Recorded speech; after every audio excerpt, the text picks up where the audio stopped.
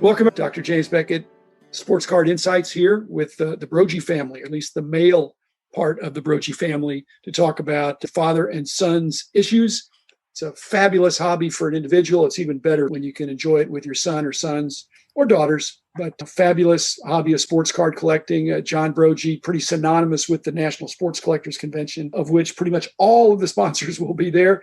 And I'd like to thank them now. It's Beckett Media, Beckett Grading, Beckett Authentication, ComC.com, Burbank Sports Cards, Mike Stadium Sports Cards, Heritage Auctions, Huggins and Scott Auctions, Topps, Panini, and Upper Deck. Let's do Age Before Beauty. John Broggi, welcome to the show. And Rich Klein's here too, just in case I miss anything, because Rich is an amazing, I think, co-host this time.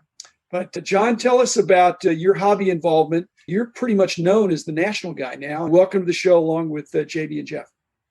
Thanks, guys. I really appreciate it. Yeah, we do go back a way. I was thinking when we talked about doing an episode like this, Jim, I met you back in 1980 when you were walking around Gloria Rothstein shows working on a price guide. And you would stop at a lot of different dealers' tables and try to figure out what prices cards were selling for and putting together the Beckett price guide. So we go back that far. So much simpler in those days for you and for me, I think. Yeah. Wow. I don't want to steal the thunder from my two boys, but we got started in this because I was a stamp collector back in my younger days. I accumulated a lot of extra stuff and still wanted to buy stuff for my collection. One weekend, my wife said to me, I just bought you space at a local flea market to buy and sell stamps so that you can sell what you have and make a little bit of extra money so you can buy new things to add to your collection.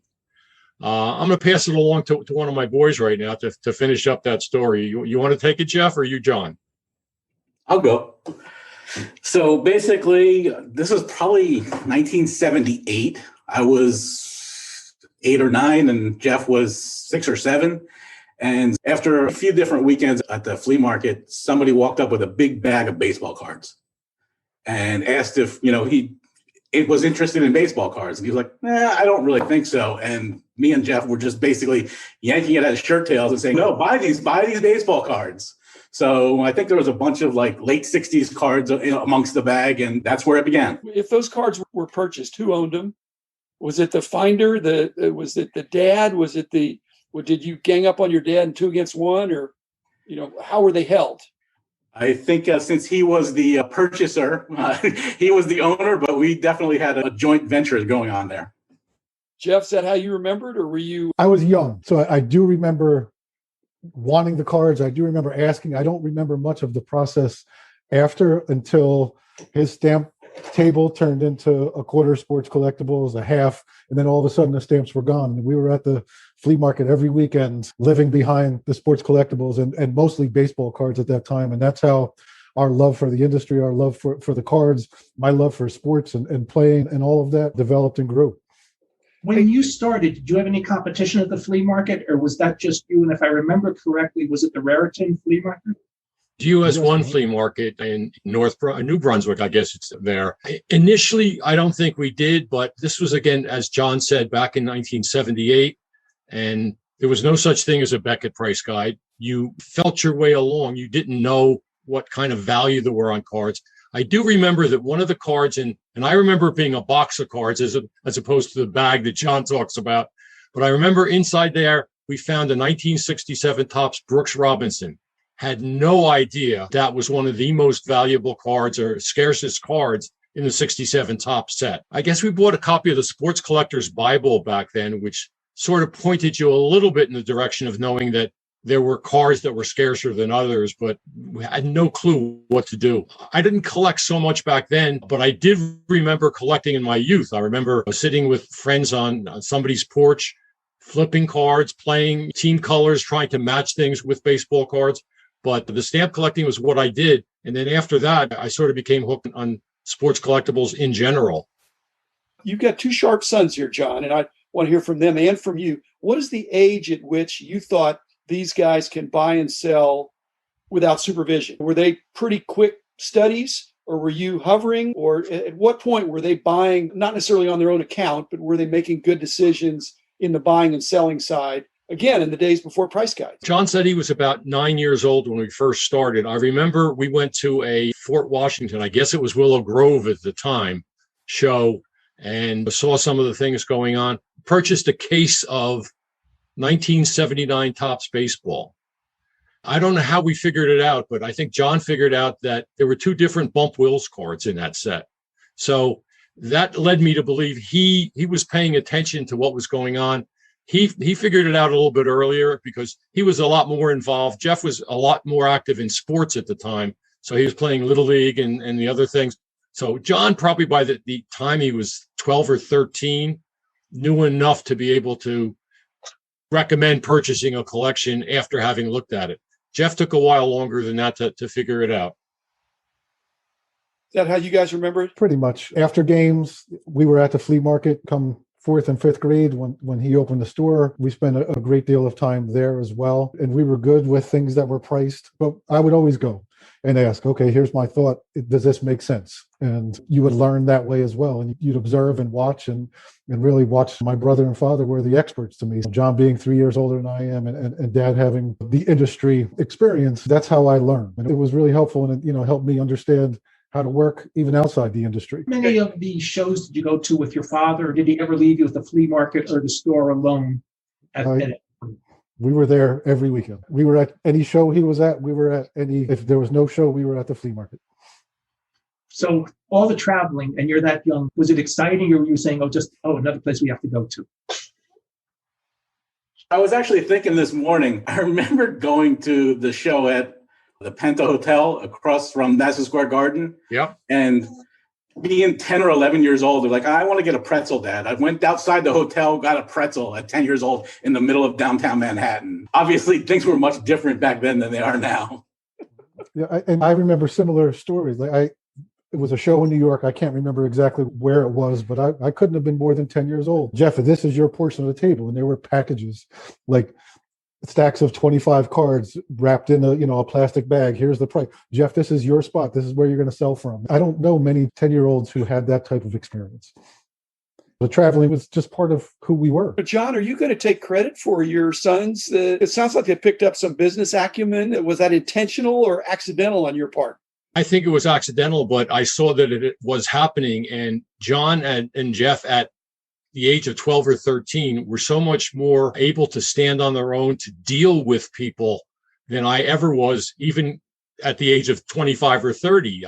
They had no problem talking to an adult, discussing things with him when it came to, sports collectibles or anything like that. I think it was just a matter of being involved in this hobby where knowledge is what makes you equal.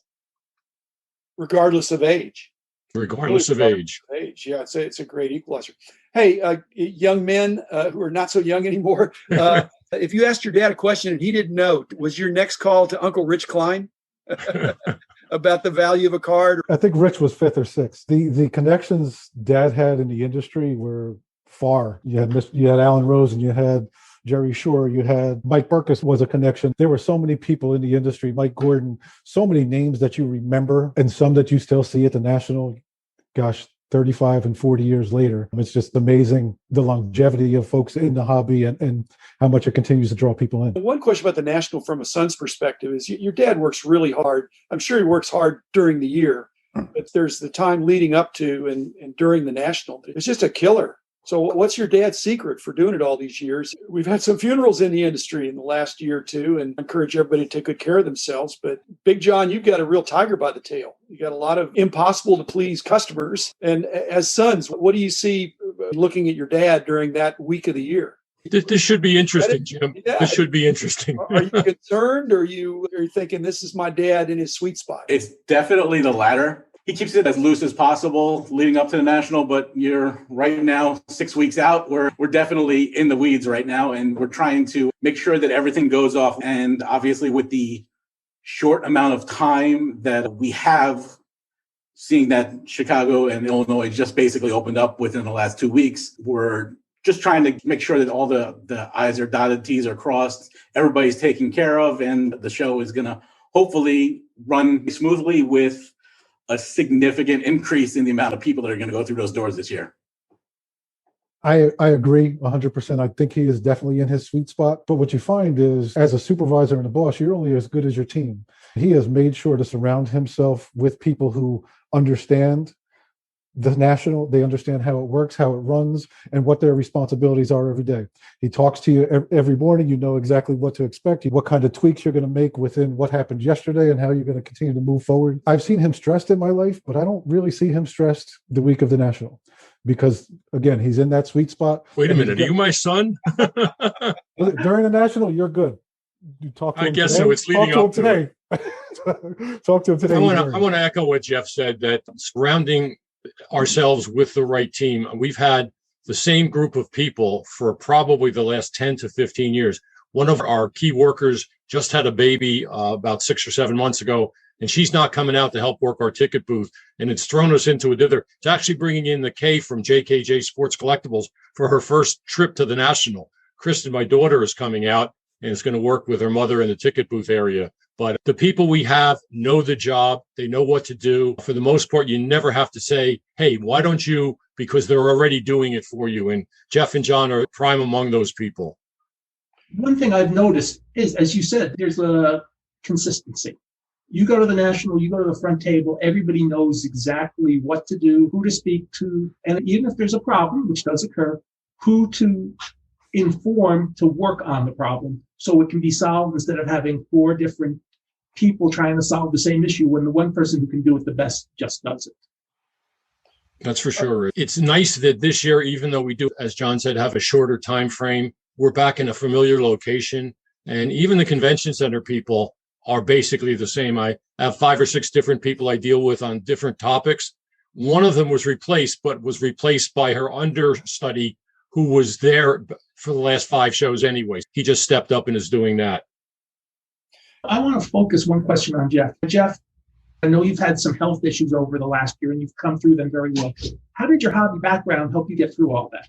I don't know that the hobby background helped me get through my health issues, but if you want to count my hobby background as my family, because that's how we're connected, they're the best support system anybody could ask for. You look at JB, you look at my father, mom, who was there every year, my wife, who's come to a couple nationals, my youngest, who now is part of the team, is coming to her 3rd national this year. They're the best support system you could ever ask for. When I got COVID early on and was laid up for 2 weeks, was in the emergency room following, everybody was there for me. And so it made it much easier, and we're back doing what we're supposed to be doing.